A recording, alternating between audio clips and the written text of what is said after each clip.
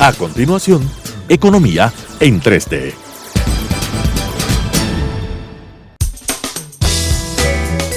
Clasificación A. Apto para todo público.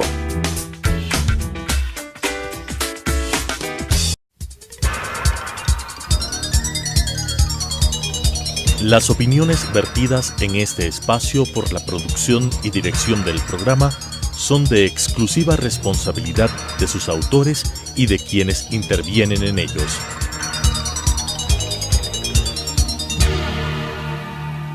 Telesucesos Canal 29 presenta Economía en 3D. Estimados ecuatorianos, un gusto nuevamente compartir con ustedes este programa Economía en 3D con Daniela Oleas, Rodrigo Espinosa y Mauricio Pozo quienes habla. Daniela Oleas en esta oportunidad no nos va a poder acompañar y hemos organizado un programa que creo que va a ser de interés para todos ustedes. Vamos a tratar el tema de la seguridad social, un tema de discusión, un tema de análisis, y para ello hemos invitado a dos expertos en el área, la doctora Carmen Corral, ex subfuncionaria de la Superintendencia de Bancos y Seguros, experta en esta materia, así como el doctor Rodrigo Ibarra, experto en temas actuariales, principal de la firma actuaria que se encarga precisamente de estos temas. Simplemente para iniciar la conversación, tal vez dar una suerte de introducción a este elemento que forma parte de la política social del gobierno, pero también forma parte de la política económica del gobierno. Parecería ser que en las actuales circunstancias no se conocen claramente cuál va a ser la definición del gobierno en esta materia. La seguridad social y el seguro social ha sido objeto de una serie de reformas en los últimos años, unas de carácter legal, otras que caen en el campo técnico con y sin respaldo legal, algunas de ellas con problemas de distinta naturaleza, problemas de sostenibilidad, problemas de cobertura, problemas de financiamiento, problemas financieros, problemas de caja, temas que tiene la más variada gama de análisis que el día de hoy podemos desarrollar. Creo también importante indicar que la parte fiscal, el manejo de las finanzas públicas, no se puede tampoco desligar del tema de la sanidad, de la seguridad social, pues en muchos países, y el Ecuador no es la excepción, el seguro social ha sido una suerte de apoyo financiero a los gobiernos, porque ha provisto de liquidez, siempre ha sido el portafolio más grande de recursos de la economía. Lamentablemente en los últimos años parece que ese rol ha ido perdiendo poco a poco, pero de todas maneras forma parte de las finanzas públicas. Es más, cuando se hace un análisis de todo lo que se conoce como el sector público consolidado, se involucra al seguro como una de las entidades, a pesar de que, también hay que decirlo, maneja fondos que no son del Estado, son fondos que de acuerdo inclusive a la propia Constitución son distintos de los del fisco, pero son parte del sector público para efectos de la cuantificación de cuentas nacionales. En ese sentido vamos a conversar sobre algunos de los elementos que tienen que ver con este tema.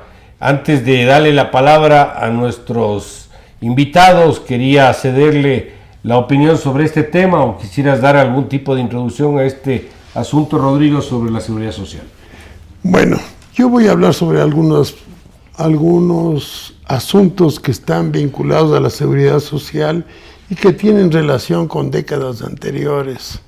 Principalmente, ¿cuál era el criterio del Fondo Monetario respecto al Instituto Ecuatoriano de Seguridad Social y sus fondos?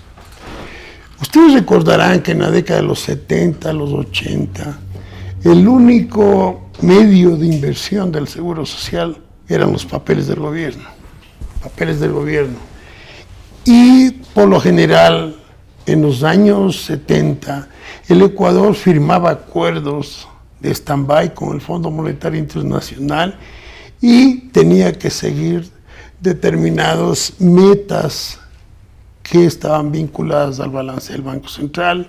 Teníamos unas metas, por ejemplo, respecto a la Reserva Monetaria Internacional, que el Fondo Monetario trataba de que las reservas monetarias internacionales vayan creciendo. Y una variable de ajuste importante era lo que se llamaba el crédito neto al gobierno.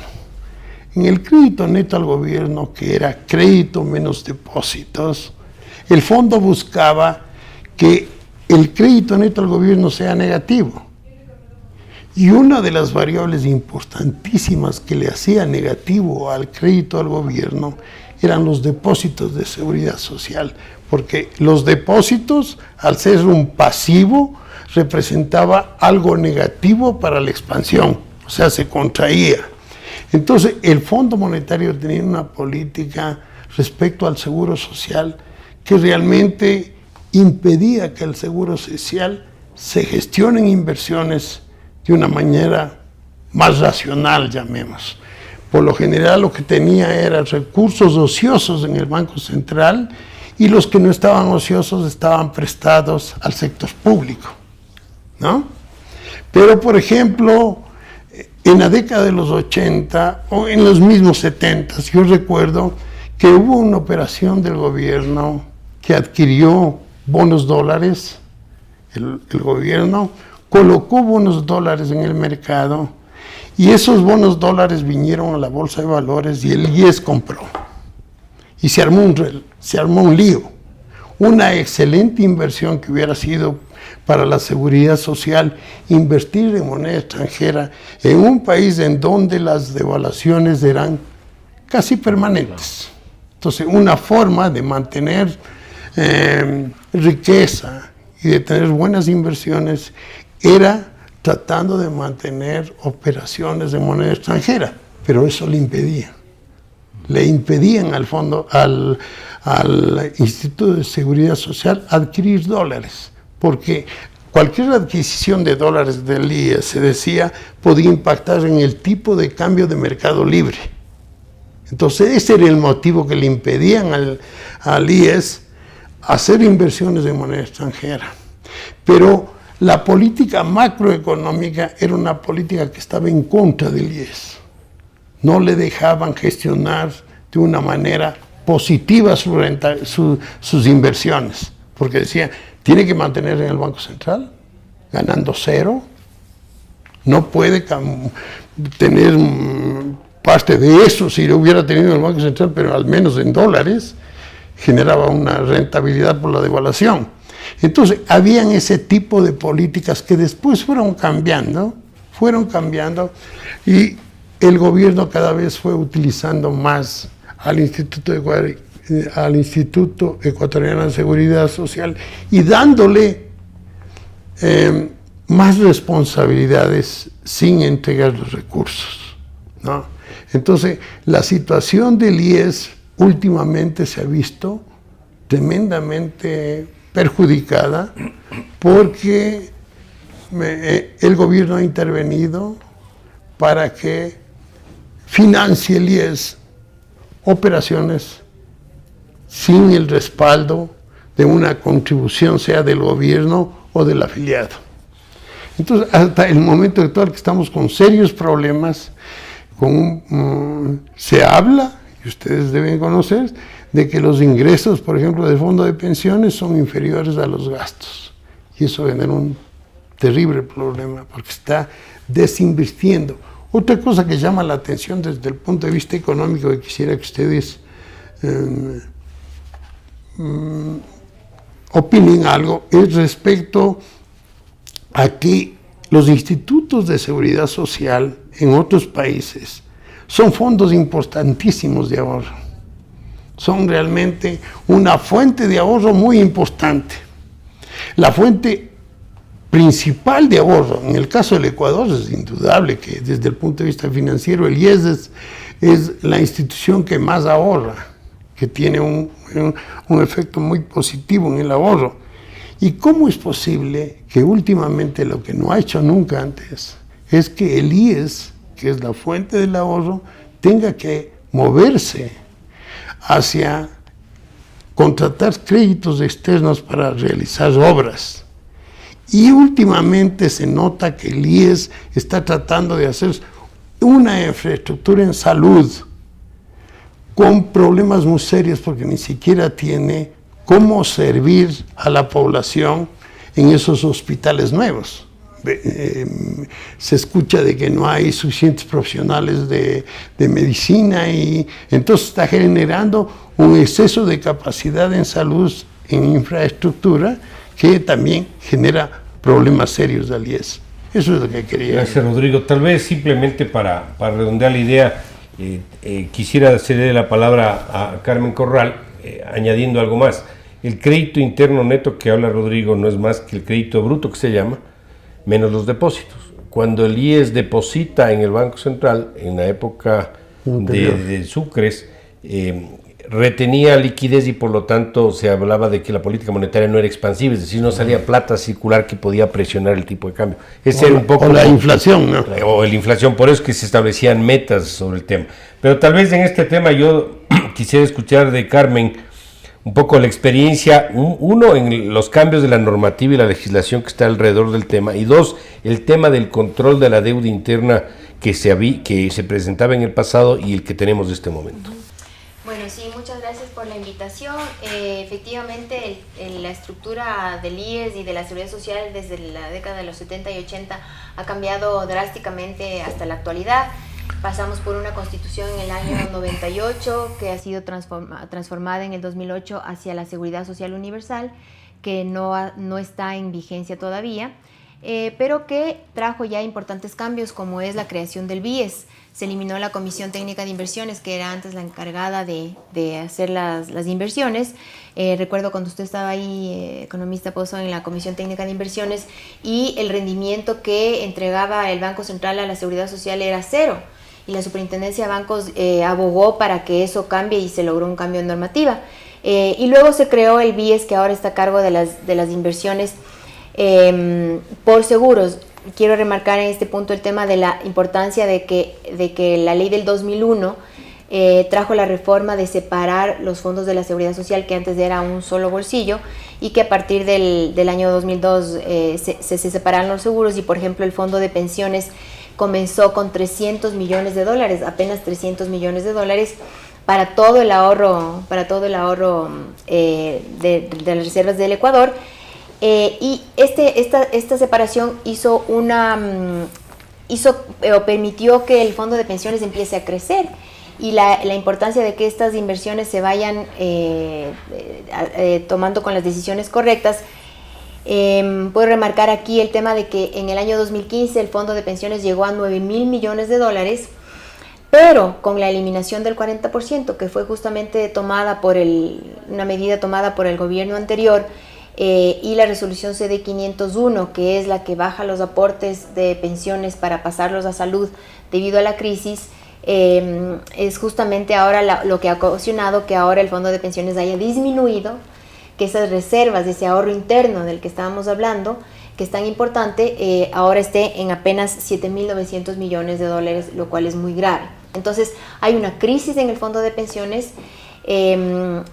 causada por estos dos elementos, la eliminación del 40% y la resolución 501, y también hay una crisis en el fondo de salud por el desconocimiento de la deuda en salud y por el incremento de la cobertura de los hijos de los afiliados de 6 a 18 años.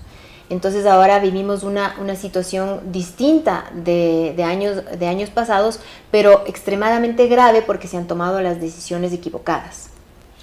Creo que algo que no podemos dejarle de lado es que las decisiones en temas de seguridad social tienen que ser consideradas en plazos largos. Este es un área que no puede involucrar si hay impacto de corto plazo, sino lo que puede acontecer en el largo plazo. Y eso va de la mano con el tema de la sostenibilidad.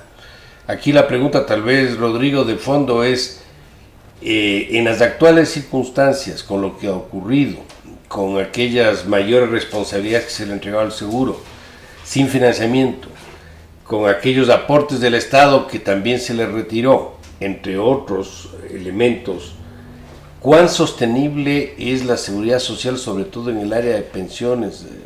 He leído que si no se hace nada, tal vez haya 12 años de vida y no mucho más, me refiero para atender las pensiones como se está en este momento atendiendo. ¿Cuál es tu opinión al respecto? Sí, muy bien. Gracias por la invitación. Primero quisiera diferenciar lo que es la seguridad social de lo que es el Instituto Ecuatoriano de la Seguridad Social, que debe manejarse como un verdadero seguro. Yo creo que es importante que la población afiliada, son cerca de 9 millones de personas cubiertas por el Seguro Social, incluidos los pensionistas, los afiliados y toda la población en general, debe conocer el funcionamiento del sistema, porque eso va a ayudar a la mejor toma de decisiones. Entonces, la seguridad social, si bien es cierto, es una responsabilidad del Estado, consta en la Constitución, pero no puede atribuirse al IES como que debe funcionar con un sistema en el que estén cubiertos personas que no aportan, debido a que hay que distinguir que, siendo el Estado el que debe velar por la protección de las personas vulnerables, personas de edad avanzada, las amas de casa, los trabajadores autónomos, las personas que no pueden contribuir, debería el Estado, a través de impuestos, financiar esas prestaciones, pero el IES como tal debe funcionar como un verdadero seguro.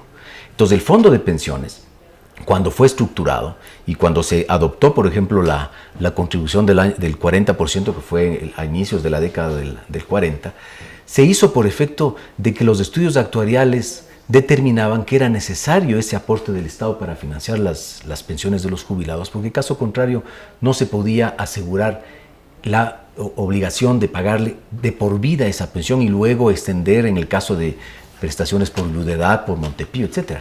Entonces, este aporte del 40% era fundamental. El seguro, cuando se creó, determinó que tenía que funcionar bajo un sistema de reparto y de beneficio definido. ¿Qué quiere decir esto? Reparto porque los que aportan como trabajadores activos, los afiliados, contribuyen al pago de las pensiones de los jubilados, incluidos ahí los pensionistas por invalidez, etcétera, que reciben mes a mes sus pensiones. Pero está estructurado en el sentido de que cada vez va a haber más proporción de jubilados, porque las poblaciones envejecen. El Ecuador todavía es un país considerado como joven, pero de aquí al año 2050 será parecido a lo que es el Japón de hoy, es decir, 1 de cada 4 personas ecuatorianos será de más de 60 años de edad. Entonces, para eso hay que prever el futuro. Por otro lado, hay el hecho de que cada vez nacen menos niños. Las mujeres en el año 1970 tenían en promedio 6 hijos y ahora tienen 2 hijos en promedio, y eso va disminuyendo. Por lo tanto, cada vez se van a incorporar menos número de afiliados que sostengan a ese grupo de pensionistas. Hay el tema también relacionado con la mejora en las condiciones de vida. Por efecto del avance de la medicina, hace que la gente cada vez vive más tiempo. Entonces, si unimos esos 3 fenómenos, el Seguro Social tiene que administrarse bajo un sistema en el que la prima media general que cobra a todos por igual vaya capitalizándose en el tiempo. Y por eso es que es un sistema de reparto con prima media general y con capitalización colectiva, a diferencia de otros esquemas que podrían ser, por ejemplo, de capitalización individual, que en algún momento se intentó acá en el Ecuador crear con un sistema mixto y que fue declarado inconstitucional, pero que yo creo que es la salida que en algún momento el Ecuador deberá discutir técnicamente, sin estos apasionamientos políticos, porque hay que distinguir una visión de largo plazo con una visión que pueden tener los gobiernos, de simplemente sentir que su periodo de gobierno está garantizado con los fondos que tiene el sistema. Entonces, en lo que tiene que ver con la sostenibilidad, si se elimina el 40% de aporte a las pensiones del Estado, se disminuye el aporte del fondo de pensiones para pasar a salud por esa crisis coyuntural que tuvo el sistema y que exigió que muchos proveedores médicos estén impagos, y por lo tanto se vio el IES en la obligación de hacer esta disminución. Eso sin duda afecta al fondo de pensiones. El fondo de pensiones debía haberse manejado bajo un sistema en el que se va capitalizando en el tiempo hasta llegar un momento en que se acumulan tal cantidad de reservas que sirven para pagar las pensiones de los futuros jubilados, una vez que ya la proporción de activos vaya disminuyendo en el tiempo. Entonces, al tomar esas 2 medidas, y al no tener una visión de largo plazo, porque las inversiones del Seguro Social lastimosamente no han visto más allá de un periodo del gobierno de 2 o 3 años, y ha sido utilizado como una herramienta para satisfacer los requerimientos de los gobiernos de turno, sin personas que tengan esta visión técnica, ha llegado a la situación en la que estamos hoy, que pasando de $370 millones en el año 2001 a cerca de 9.200 en el año 2015, hoy ya empezamos a tener 7.000 millones en el fondo de pensiones, se prevé más o menos 1.500 millones más en el año 2017 y por lo tanto eso va a ir descapitalizándose y en algún momento el patrimonio desaparecerá.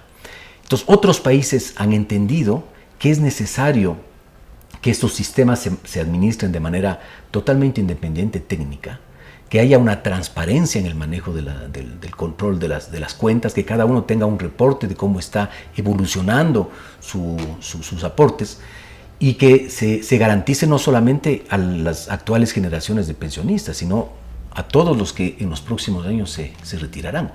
Entonces, un tema de sostenibilidad tiene que ser estructurado bajo un estudio actuarial, que es el que eventualmente es el que determina de mejor forma la viabilidad de un sistema, porque considera todos estos parámetros, cómo va a evolucionar la población, cómo van a evolucionar variables como la tasa de incremento salarial, el número de pensionistas que se va incorporando en el tiempo, las pensiones que se deben pagar, y por lo tanto tiene que haber un equilibrio entre esas prestaciones. Por eso es la importancia del actuario, que se convierte en un asesor que le permite al tomador de decisiones saber cómo está yendo su barco de un puerto a otro, para que si eventualmente está desviado, haga los ajustes correspondientes. Ajustes que podrían ser, por ejemplo, incrementar progresivamente la edad de jubilación, incrementar la tasa de aportación o cambiar, por ejemplo, la estructura del sistema, permitiendo que los afiliados tengan también un aporte en su cuenta individual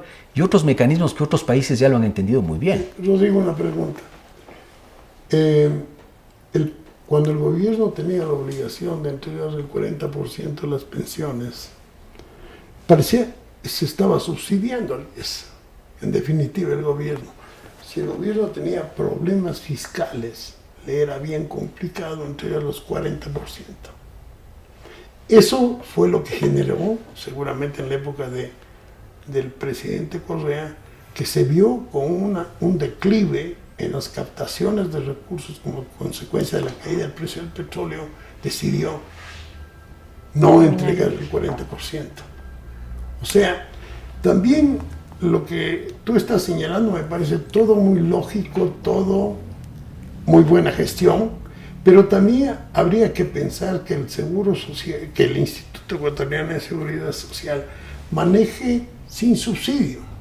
O sea, porque ese es un problema, porque las cuentas fiscales tienen ciclos y problemas serios que van a impactar sobre el seguro.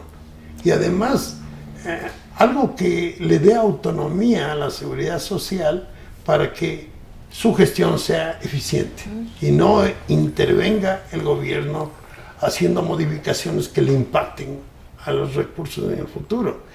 ¿Cómo es en otros países? ¿El gobierno también contribuye? En otros países no existe esta contribución del Estado del 40%, pero en otros países la tasa de aportación es más alta de la que nosotros tenemos y es un poco más del 20%. No es que no es del 20%, el 20% es el aporte total, el 20.60% para todos los seguros. Solo para pensiones es alrededor del 10% actualmente. Yo quisiera añadir algo ahí justamente a la pregunta del doctor Espinosa, es que la eliminación del 40% se da sin tener estudios actuariales que midan el impacto y sin sustituir el financiamiento. Porque sabemos que la ley preveía que el financiamiento de las pensiones de los ecuatorianos esté financiado con 30 años de aportes, cumpliendo 60 años de edad, y en ese momento se financiaba el 60% de su pensión y el otro 40% lo ponía el Estado. Entonces, si deciden eliminarlo o si es que la decisión hubiera sido, ok, no vamos a subsidiar este tema, pues entonces había que tomar otras medidas. Como ya mencionó Rodrigo, el tema de tal vez incrementar la edad de jubilación o aumentar la base de cálculo, etcétera, una serie de medidas. Me perdona que tengo que actuar de moderador aquí. Tenemos que entrar en una primera pausa y vamos a continuar con este análisis en un momento más. Enseguida volvemos. Economía en 3D.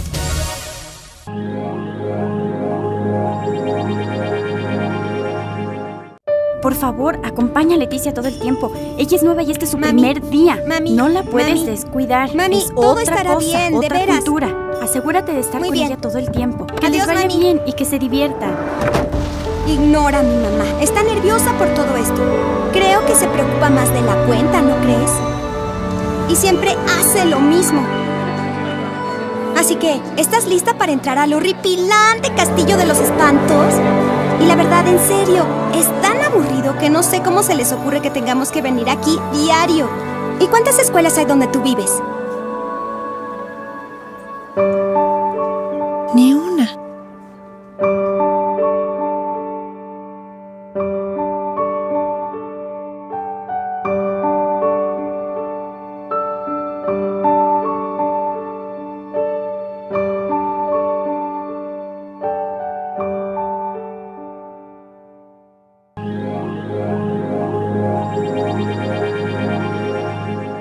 Continuamos Economía en 3D. Nuevamente con ustedes, estimados amigos de Economía en 3D, con Rodrigo Espinosa, Daniela Oleas, que no nos acompaña en esta oportunidad, y Mauricio Pozo, quienes habla, tratando el tema de la seguridad social. Hemos invitado a la doctora Carmen Corral y al doctor Rodrigo Ibarra, que son expertos en la materia, para que nos den sus puntos de vista sobre los distintos temas del asunto de la seguridad social. Estábamos en la última parte del primer segmento conversando un poco de qué pasa con esto de haberle retirado el 40%. ¿Había alguna otra forma de hacerlo? ¿Cuán incorrecto o correcto fue lo que se hizo? Así que quisiera cederle la palabra a Rodrigo, que tenía un punto sobre el tema. Sí, no, en efecto, el 40% pudo haber sido eliminado de manera gradual, justamente viendo los escenarios, las simulaciones, que permitan saber qué afectación tendría eso en el fondo de pensiones. Es decir, podría venir acompañado, por ejemplo, con un incremento porcentual del 1 o 2% en la tasa de contribución. Podría haberse hecho, por ejemplo, también un análisis para ir incrementando, como dije anteriormente, la edad de jubilación, o poniendo topes a las pensiones máximas que se recibían. Es decir, sí había mecanismos que compensaban la eliminación del 40%, pero yo quiero insistir en el hecho, porque me parece que es una responsabilidad mía como profesor universitario, el que la gente esté educada respecto a cómo debe manejarse el sistema de seguridad social, porque algunos se han visto un poco convencidos de que la situación está normal, que no pasa nada, y aquí es una situación muy grave. Es importante entonces que, si se tiene claro que es un seguro en el que existe un equilibrio entre las obligaciones de las partes, el asegurador, que en este caso sería el Fondo de Pensiones del IES, y los asegurados, que seríamos los afiliados. Cuando existe entonces una eliminación de ese aporte, disminuye la prima en términos de seguros, y por lo tanto, para que se mantenga el equilibrio, hay que disminuir o los beneficios o incrementar de alguna manera esta pérdida del aporte. Entonces, yo me refiero al hecho de que progresivamente se pudo haber eliminado el 40% con estos cambios paramétricos, pero por otro lado ir incrementando la población afiliada al Seguro Social de una manera más apropiada. Es decir, no, por ejemplo, permitir que las damas de casa formen parte del fondo del Seguro General Obligatorio, del Seguro de Pensiones, porque las damas de casa, la gran mayoría de ellas, no son personas que contribuyen.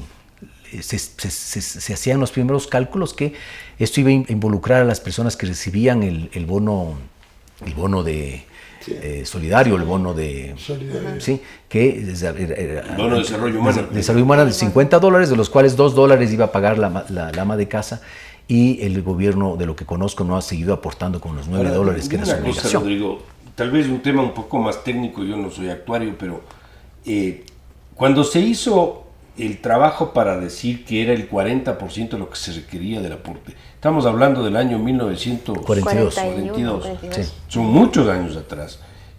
Las condiciones eran otras. Me refiero, la expectativa de vida era otra. Me imagino que el inicio del trabajo, no sé si era el mismo. El salario mínimo vital de la época, no sé cómo se lo fijaba. Es decir, los supuestos sobre los cuales, entiendo yo, se hace un trabajo de esta naturaleza, que no sé si fue cálculo actuarial lo que se hizo u otra cosa, daba en ese momento 40%. Aquí la pregunta que yo daría es, hoy día, 2017, capaz no es 40, capaz es 50 o capaz es 30. Capaz es menos, no exactamente. Sé. Lo que ocurre es que si se hubiera cumplido el tema de la capitalización colectiva, cuando estábamos en Sucres, ese fondo debía haber crecido lo suficiente para que, cuando se tomó la decisión de la dolarización, habría representado un monto significativo, pero apenas representó 370 millones en el año 2000 y ahora, en el año 2002, y ahora se incrementó, que eso fue muy positivo hasta 9.000, pero hemos cortado de un tajo eso. Una cuestión sobre eso que hablamos de que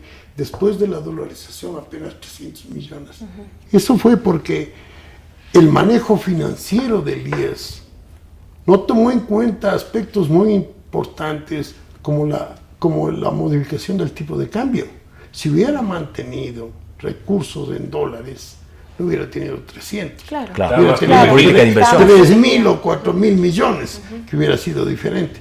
Una de las cosas otra cuestión es que no entiendo yo, no conozco, ¿por qué el seguro tiene que dar servicios de salud y no se dedica a pensiones? Es una papa caliente, Claro. Rodrigo, pero... Bueno, está previsto en la Constitución y así está la Ley de Seguridad Social que una de las prestaciones sea salud y maternidad. Y obviamente que es una prestación que demanda muchísimos recursos. Pero yo quiero llamar la atención justamente en este tema, en el tema de salud, porque si bien así está estructurado, se podría presentar una reforma, etcétera. Pero la Ley de Seguridad Social ya preveía un cambio de modelo para que no sea tan costoso. ¿Y cuál es el cambio de modelo? Que la salud sea preventiva en lugar de curativa. Pero todos los recursos han sido enfocados hacia lo curativo, tan es así que se están construyendo los hospitales y usted ya remarcó que hasta se ha pedido un crédito, lo cual es inaudito, que el Seguro Social pida crédito para poder construir los hospitales, es absurdo. Eso denota la crisis del Fondo de Salud. Pero vale aquí mencionar, por ejemplo, la nota técnica de la OIT. La nota técnica de la OIT hace ya un análisis sobre estas últimas medidas que se tomaron, la eliminación del 40%, pero sobre todo la disminución del porcentaje de pensiones para pasarlo a salud. Eso ya es una barbaridad, o sea, sabiendo que ya está eliminado el 40%, que lo hicieron sin sustituir el financiamiento, y en lugar de tomar una medida técnica para salvarle al Fondo de Salud de la crisis. ¿Cuál era la medida técnica? Era dar financiamiento a la cobertura de salud de los hijos de los afiliados de 6 a 18 años. Con cualquier alternativa que podía ser incremento de la prima de los padres que paguen por la atención de sus hijos o un incremento mínimo en todos los afiliados, etcétera. Pero solo déjeme terminar, doctor. Entonces, en lugar de dar financiamiento al Fondo de Salud y pagar la deuda en salud, la desconocen, la eliminan y adicionalmente se toman los recursos del Fondo de Pensiones. Verás, el gobierno tiene que atender la salud fundamentalmente de los grupos de ingreso bajos. Esa es la salud pública que debe haber. Para ellos debe haber un sistema de salud muy positivo. Y yo le veo, desde el punto de vista económico, que el IES no presta ese tipo de servicio. Eso sería un gran apoyo al IES. Y que el IES se preocupe de gestionar para las jubilaciones futuras. O sea, que vean las posibilidades de incrementar los recursos de ahorro con buenas inversiones que le permita al IES financiar sin subsidios del gobierno. Entonces, hay esa posibilidad de que el seguro deje de conceder servicios de salud y que pase eso más al sector público. ¿Cómo le ves tú? Desde el punto de vista constitucional, solamente para mencionar eso, está previsto que el IES otorgue la prestación de salud. Es el administrador del Seguro Universal Obligatorio que comprende la prestación de salud. Pero Carmencita, ¿eso hay en otras partes? En otras partes se maneja salud aparte y hay en algunos países sí manejan salud. Pero sí, salud es una bomba de tiempo. Yo te digo, voy a dar mi lectura del tema. No es descartable el que se ponga sobre la mesa que haya un solo sistema de salud en el Ecuador. ¿Pero por qué? Porque la gente lo que le interesa es que le den servicios de salud adecuados. Realmente al final del día, si tú te pones a ver cuánta gente tiene algún tipo de seguro en el Ecuador, incluyendo la seguridad social, más los seguros privados, ese porcentaje probablemente no pase el 30% del total de la población. El 70% no tiene ningún tipo de seguridad. Y esa gente que no tiene seguridad social, por las razones que sea, ¿a dónde va? A los hospitales públicos. Claro. Entonces, si tú das un buen sistema de salud, o separado o junto, probablemente es una decisión acertada, que es lo que debería buscarse. 1, 2, tenemos que apuntar a que la política de salud en el Ecuador tienda a lo que tú decías, que sea básicamente de carácter preventivo. ¿De qué sacamos aquí con hospitales y estamos pensando siempre que la gente va a requerir atención curativa cuando tenemos que estimar o tratar de que se evite el gasto mayor? ¿Quién atiende enfermedades catastróficas en este momento? ¿La seguridad social o la seguridad pública, o es parte del problema que tenemos, por ejemplo, este rato de que le deben plata por enfermedades catastróficas? ¿Quién debe atender eso? Porque entiendo bien, eso es básicamente para maternidad y para salud curativa, me refiero en general. Hay un tema específico en catastróficas. Sí, lo que ocurre es que estoy de acuerdo con el hecho de que los sistemas de seguridad social en el mundo protegen fundamentalmente la vejez. La vejez es la etapa más difícil que tiene el ser humano. Lo más angustiante es cuando se vean personas de edad que no tienen cómo sobrevivir, cómo no reciben una pensión digna que les permita disfrutar de estos años como verdadero jubilado, de la palabra jubileo. Aquí los pobres jubilados reciben unas pensiones de hambre, y a pesar de que hay que reconocer que el fondo de pensiones les ha incrementado de manera sustancial sus pensiones. Si uno verifica lo que ocurrió en el año 2000 cuando se adoptó la dolarización, la pensión máxima que recibía un jubilado era de $1 millón, es decir, $40. Hoy existen pensiones máximas de $2.100 y la pensión mínima es de un salario básico unificado, 375. Entonces, en ese periodo hay un incremento sustancial. Eso también ha afectado las finanzas del Seguro Social. Ahora, yo creo que es necesario que toda la población entienda cómo esto va a funcionar, el que las personas que participan, por ejemplo, en otorgar las prestaciones de salud, sea el sector público, el IES, el sector privado, entiende efectivamente cómo se puede, a través de un sistema integral, irle descargando de esas obligaciones del Seguro Social para que la tasa de aportación que ahora hacemos al Fondo de Salud vaya progresivamente al Fondo de Pensiones. Pero eso es necesario incorporar a todos los que participan, desde entidades como la Junta de Beneficencia, que también da servicios de salud, el Seguro de Fuerzas Armadas, el Seguro de la Policía, la Dirección Nacional de Salud, etcétera, porque yo creo que la pensión es el bien que tenemos que cuidar más. Y desafortunadamente, en este momento, con los 9.000, que ahora ya son $7.000 millones, no nos alcanza sino solamente para pagar 2 años de pensiones. Ese es un indicador, por ejemplo, que otros fondos de pensiones sí consideran válido, el hecho de saber cuánto es lo que tengo acumulado que nos permite pagar las pensiones en curso de pago. Es decir, en este momento se pagan alrededor de $3.500 millones, nos alcanza para 2 años. Deberíamos tener por lo menos 10 años, 15 años acumulado. Dime una cosa, ¿cuán sensible es cada punto porcentual adicional de aporte para las pensiones y cada año más de aporte a la seguridad social? Me refiero, si en vez de que sea 65 años es 66, o en vez de que sea 10 es 11, claro. ¿Tienes en mente más o menos cuánto puede ser eso? Ese es un impacto importante.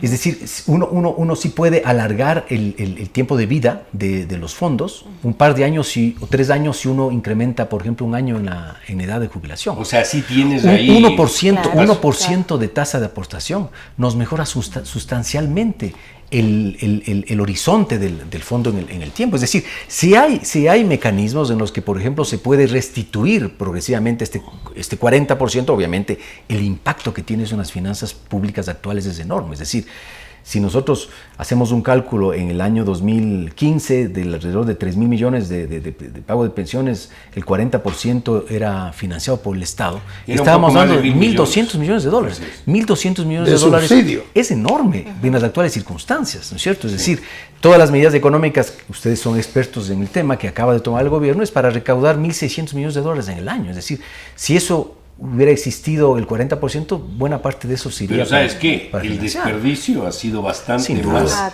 que el aporte del 40%. Pero una de las cosas, verás, mira, lo que se debe hacer es planificar. Hay que hacer una planificación del Instituto de Seguridad Social a largo plazo, ¿no es cierto? A largo plazo. Y en esa planificación tiene que haber cosas diferentes.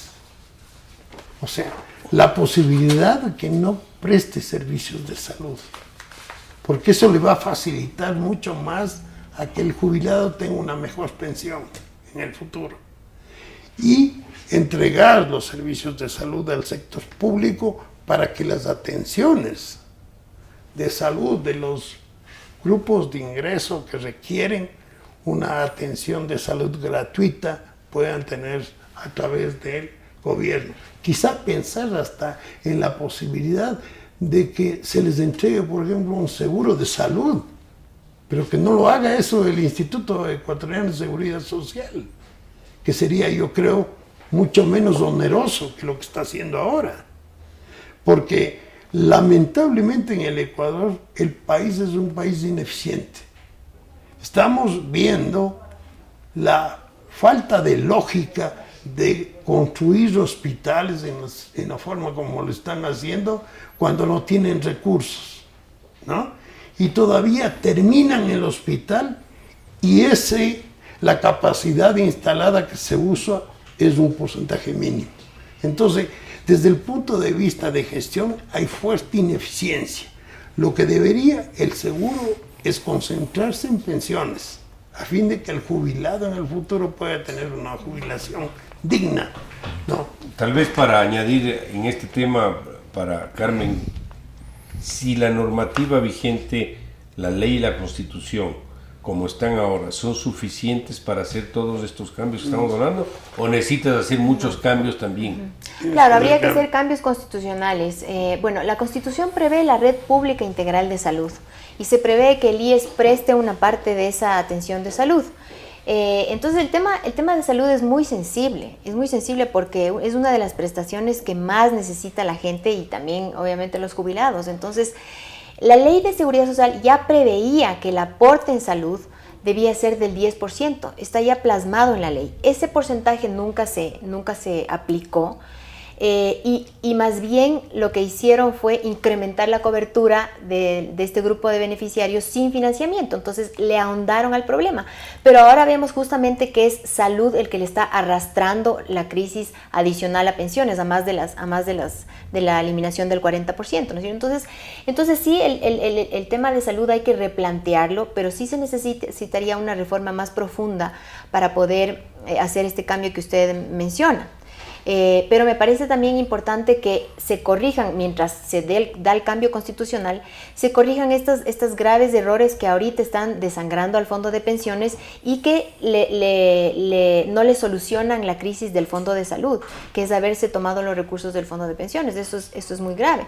Y el otro punto, que el tema de la deuda que mencionábamos hace un momento, y que aquí vale la pena mencionar el tema de que el gobierno anterior tenía ese error conceptual, de que todo estaba en un solo bolsillo y que no le voy a pagar, voy a sacar de un bolsillo para pagar al otro, y eso es un error, porque los recursos del IES son autónomos y son de los afiliados, y entonces el tema del reconocimiento de la deuda en salud para darle el financiamiento tiene que hacerse y gestionarse desde el IES, obviamente con el Ministerio de Finanzas.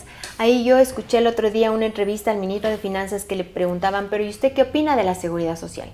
Y él respondió, eso no es de mi competencia, lo cual a mí me parece un tema muy, muy grave, porque está, obviamente que es de competencia, imagínense, sí, es un tema obviamente macroeconómico, y de hecho por eso es que quisieron eliminar esa deuda, para que no aparezca en la deuda total del manejo económico, ¿no? Entonces hay muchos temas, muchas aristas en este tema, pero sobre todo hay que tomar correctivos urgentes, porque mientras más tiempo pase, más grave va a ser la situación del fondo de pensiones y más grave la del fondo de salud. Rodrigo, disculpa que te vuelva a interrumpir, tenemos que armar una segunda etapa del programa, un espacio adicional para entrar a la última parte del programa. Volvemos enseguida. Enseguida volvemos. Economía en 3D.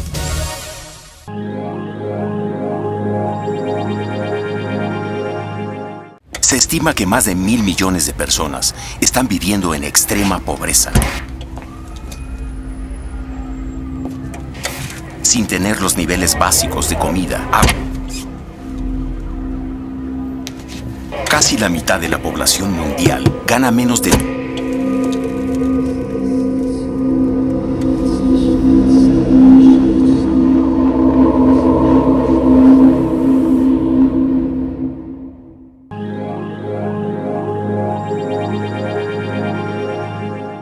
Continuamos, Economía en 3D.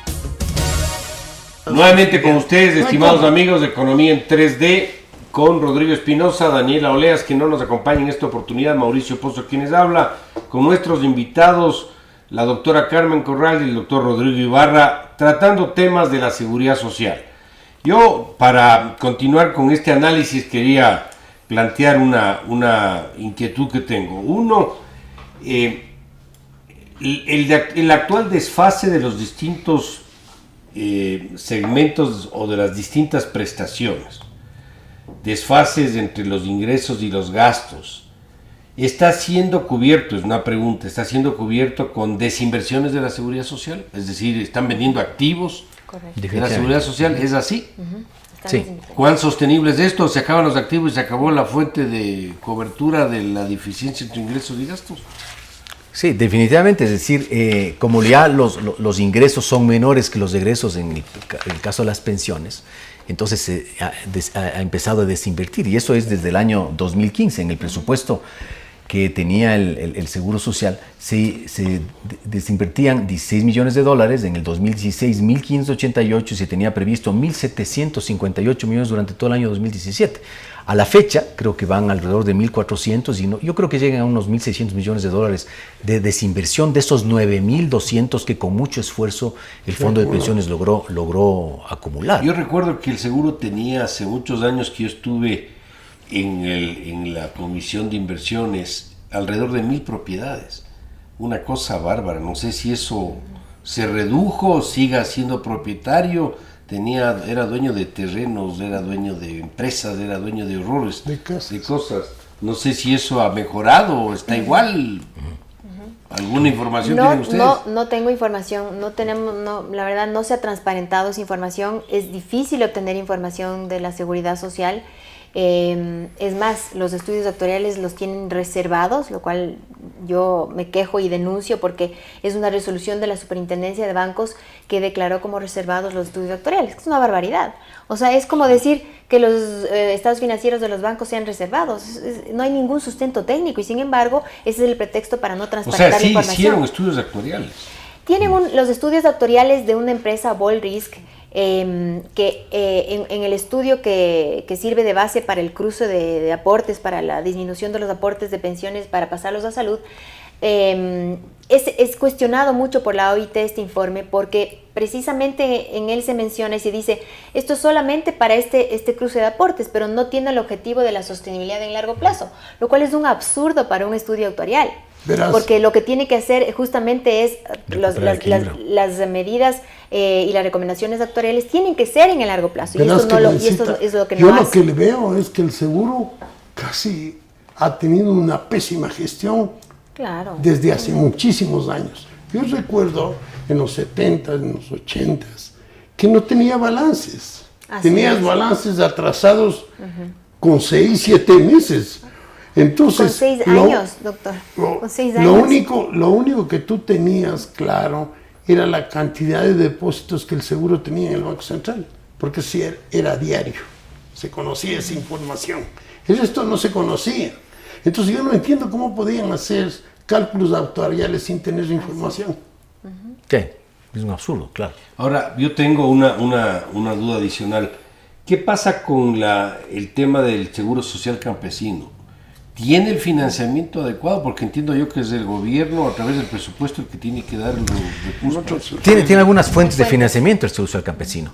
Algo que le ayudó mucho al sostenimiento del seguro social campesino en esa... Muy poco, es mínimo. Sí, pero sobre todo son las contribuciones que hacen las instituciones de seguridad social y las empresas de medicina prepagada y las compañías de seguro. Pero el campesino... aporta $2. Porque ese sí es un sistema solidario. Pero a propósito de eso, por ejemplo, la decisión que tomaron respecto a que las empresas de medicina prepagada o las compañías de seguros financien al seguro social cuando hay un afiliado que tiene también un seguro privado, eso es un absurdo. Se tomaron decisiones con base a estudios en los que determinaban que las utilidades de todo el sector era de 200 millones de dólares, o sea, y cuando era mucho menos, es decir, confundieron ingresos con egresos, utilidades, o sea, fue un absurdo y tomaron una decisión en base a eso. Es lo que ocurre en el Ecuador, lastimosamente. Hay una influencia política tan grande que no se deja la posibilidad que los técnicos que conocen del tema puedan instruir a las personas, como dije anteriormente, que toman decisiones, para mediante simulaciones saber conviene o no conviene tomar esa decisión. Este va a ser el impacto y luego tomar la decisión. Aquí resulta que hacemos lo contrario. Entonces el Ecuador ya no puede manejarse de esa manera como un país tercermundista, sino que tiene que dar un paso hacia manejar responsablemente el sistema de la seguridad social. Yo creo que en algún momento tenemos que discutir la posibilidad de que, como en otros países, exista un pilar básico, un pilar cero, que se denomina en el argot de pensiones de seguridad social, que sea el solidario, el que ayude a las personas vulnerables, a los trabajadores informales, los autónomos, las personas que nunca contribuyeron. Luego un pilar 1, que sería el del seguro social, con una pensión básica. Que sea la que a través de los ahorros que hacen los afiliados permita tener derecho a esa pensión. Y luego un mecanismo de una contribución definida, de tal manera que cada vez que una persona aporta a este sistema, le van haciendo un reporte de lo que tiene acumulado en su cuenta, y él va a programar el momento que se jubila. Y finalmente un cuarto pilar para aquellas personas que voluntariamente tengan la opción de también ahorrar a través de seguros privados que ayudan a dinamizar todo el sistema económico. Es decir, nosotros tenemos un solo sistema que está, por decisión de los asambleístas que crearon la Constitución, le dieron al Seguro Social como único responsable del manejo del seguro obligatorio universal, lo que yo particularmente estoy en contra, porque el seguro universal no es una atribución del IES. El IES tiene que manejarse como un verdadero instituto de seguros, con balances técnicos, contables y actuariales, con un adecuado manejo de tal manera que las primas que recibe sirvan a pagar sus prestaciones. O sea, eso es lo que me parece a mí, que la discusión, los profesionales que están en el campo de la seguridad social, tienen que pensar en cómo quiere yo la seguridad social en el futuro. Sin pensar, yo digo, porque es complicado que el sector público, el fisco, subsidie. Porque al subsidiar está subsidiando a todos, ¿no? Y hay problemas, por ejemplo, personas que han tenido un ingreso de 4.000, 3.000, que en la jubilación lleguen a tener 2.100, es también terrible. Se ven obligados a vender su casa. O sea, ¿no? La jubilación no es realmente una salida para nadie, ¿no? Entonces, hay que pensar, programar lo que yo espero de la seguridad social en el futuro y qué es lo que el país debe hacer. Y otra cuestión, obligar a que gente profesional maneje el seguro social. No puede ser cualquiera. Esa era la pregunta que quería hacerles. ¿Qué creen de la parte del gobierno del IES? ¿Que debe ser seguir con una conformación tripartita como tenemos ahora? ¿O cuál es su opinión sobre ese tema? Es una buena pregunta, es un tema polémico y yo creo que de mucho debate, porque se ha probado que el tripartismo, ya sea con 3 personas o con 9 personas como era antes del Consejo Superior, es demasiado político. La influencia política en la dirección del Instituto Ecuatoriano de Seguridad Social ha perjudicado, ha hecho que se tomen estas decisiones totalmente antitécnicas. Entonces yo creo que sí, una de los temas que hay justamente que discutir es quién administra al Instituto Ecuatoriano de Seguridad Social. Ya le dice Rodrigo que tiene que ser una institución de seguros, alguien que conozca. Y académico, tiene que ser académico. Que tenga experiencia, que conozca, porque el problema ha sido ese, que el manejo ha sido político y eso es algo muy, muy grave. Entonces la institucionalidad del IES también debe ser revisada. Y luego también el tema del control.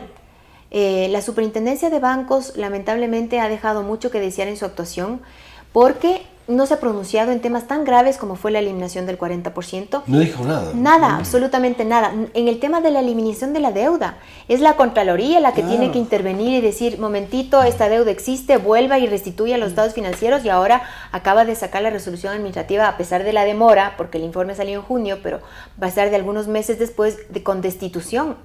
con destitución para todos. Y sigue la superintendencia sin decir nada. Y sigue la superintendencia sin decir nada. Entonces, aquí cuestionamos justamente el tema del control, el superintendencia de bancos, la institucionalidad del IES, y obviamente a futuro el tema de revisar todo esto en una ley orgánica integral, ¿no?, de seguridad social que ponga sobre la mesa todas las cartas de estudios doctorales y se pueda decir qué seguridad social queremos para el Ecuador. Obviamente sostenible en el largo plazo. ¿Cuál es la política en este momento para el asunto de las inversiones de la seguridad social? Recuerdo en la época que estuve yo he estado en los dos lados, en el ministerio y en el seguro.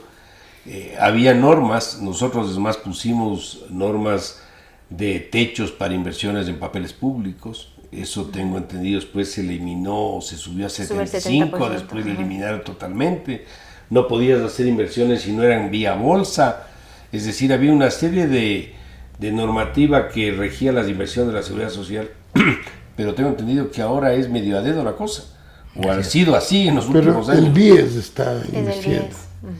Que por un telefonazo cogían la plata y colocaban o ponían cualquier proyecto que el gobierno estimaba que debían poner. Tengo entendido que eso sigue así. Es ahora el BIES el que está encargado del proceso de inversiones. Tiene el control, en teoría, de la superintendencia de bancos. Sabemos que el BIES está con problemas operativos muy, pero muy graves. Y sin embargo, como el control es deficiente, no conocemos a profundidad, pero hay cuestionamientos graves en contra del BIES, ha bajado su calificación. Un tema que es interesante remarcar es el tema de la administración de los fondos complementarios previsionales privados. ¿Se acuerdan que pasaron a administración al BIES por ley? Y resulta que hay informes en que dicen que la mayoría de los fondos ha perdido en sus activos y hay pérdidas millonarias en sus activos por la inversión que está haciendo el BIES. Pero, Carlosito y tú, Rodrigo, dime, ¿cuál es la mejor inversión que tiene el seguro? ¿Cuál es la mejor inversión? Yo entiendo que deben ser bonos del Estado. Pero todo tiene su límite. Porque tiene problemas. El invertir en el sector privado, tú necesitas analistas de riesgos. Vemos que el sistema financiero ha tenido problemas, tiene mora en el crédito con el sector privado. Entonces, al IES, que no es una institución financiera, que maneja riesgos de crédito al sector privado, darle esa posibilidad que lo haga es complicado. No, entonces, es que no se puede poner todos los huevos en la misma canasta, pues tiene que ver su límite. Una buena fuente de financiamiento para el IES es del gobierno. O sea, de nunca hecho, le ha dejado de pagar. Pero no, porque obviamente no se los espera hasta el vencimiento, nunca se los negocia. Pero en cambio hay un porcentaje demasiado excesivo en el bono, está cargado el riesgo. Pero ¿dónde? Por eso te pregunto, ¿cuál es la mejor inversión que tiene el IES? Es el mayor deudor también, tiene invertido a su mayor deudor. ¿Cuál es la que, si yo puedo tener 1000 en uno y 10 en otro? Y si la de 10 es buena, esa es la mejor. Yo te diría algo, los excedentes de la seguridad social, que ahora son menos de lo que deberían ser, tienen que invertirse en base a una suerte de políticas de manejo de portafolio, donde preserves tu riesgo, liquidez, rentabilidad de una forma armoniosa. Como no hay suficientes papeles, por ejemplo, que se negocian en bolsa, así quisiera el seguro poner todo en el sector privado, no lo va a poder hacer, porque no existe una cantidad de títulos. No hay oferta. Pero sí existe del tema público. Pero en el tema público también tienes que ponerle algún límite. Porque si no le pones un límite, es como tú bien decías, le metes todos los huevos de la misma canasta, entra en moratoria, en default del Estado y no le paga la seguridad social. Recordemos algo, y en eso hay que ser bien franco. Yo he estado en los dos lados, vence el papel y lo que tú haces es pagas el lunes y vuelves a emitir papel el martes. Entonces, no es que le das... Claro, le dejas ahí, sino que haces una especie de bicicleta. Pero verás, lo que se necesita es que el mercado de valores en el Ecuador se desarrolle también, para que tenga una fuente. ¿Cómo es de los Estados Unidos también? Puede ser el seguro muy importante para el desarrollo del mercado. Sin duda alguna. Pero tiene que el seguro, en este país, que hay mucha ineficiencia, el seguro tiene que ser extremadamente eficiente. Sí, y yo quiero terminar con algo de eso. No es que el seguro está exento de problemas de operación. La institución tiene problemas de eficiencia y los hospitales, muchos de ellos son ineficientes en el número de camas, en la rotación de camas, la ocupación. Tú pides aquí una cirugía o aquí en el Andrade Marín en Quito y te dan después de 3 meses si no es urgente, y vas a un hospital del seguro en otra ciudad y tienes subocupación. Entonces sí hay un problema de gestión que tampoco podemos decir no existir. Claro. O sea, el Estado le ha dado sus golpes al seguro, pero el seguro también se ha dado sus golpes del solo. Es al menos como yo le veo, veo el tema.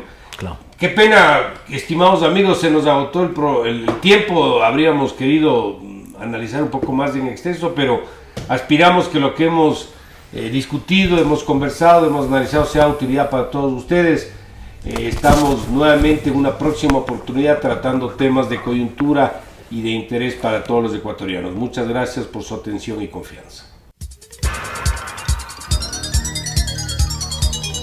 Las opiniones vertidas en este espacio por la producción y dirección del programa son de exclusiva responsabilidad de sus autores y de quienes intervienen en ellos.